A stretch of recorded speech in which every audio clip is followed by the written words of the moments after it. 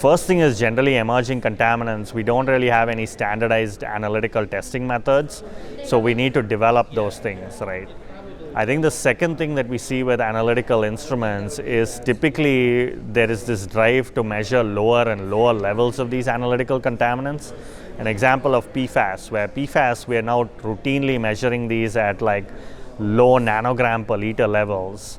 Historically, other environmental contaminants, we've typically looked at them at the microgram per liter levels, right? So we're looking at contaminants now 1,000 times lower than what we've looked at historically. So now we need not only our analytical instruments to be able to identify these emerging contaminants, but then measure them at thousands of times lower. And this is where our GCMSs, our GC triple quadrupoles, LC triple quadrupole innovations with the 7010 high efficiency source, the 6495D, they help with that sensitivity, right?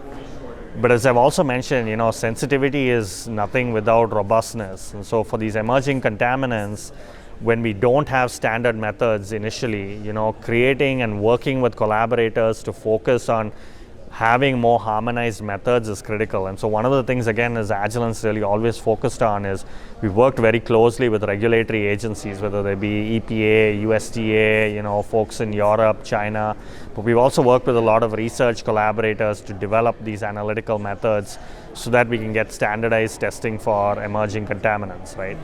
The third issue with emerging contaminants is you need to actually be able to identify what the next emerging contaminant is, right? And this is where kind of our focus with working with research collaborators, leveraging our analytical expertise on the high resolution mass spectrometry tools, and also our software and sample preparation makes it easier for them, and it makes it easier for non-mass spectrometrists to go and then identify these new chemicals, right? Whether they be microplastics, PFAS, or whatever else the other thing might be.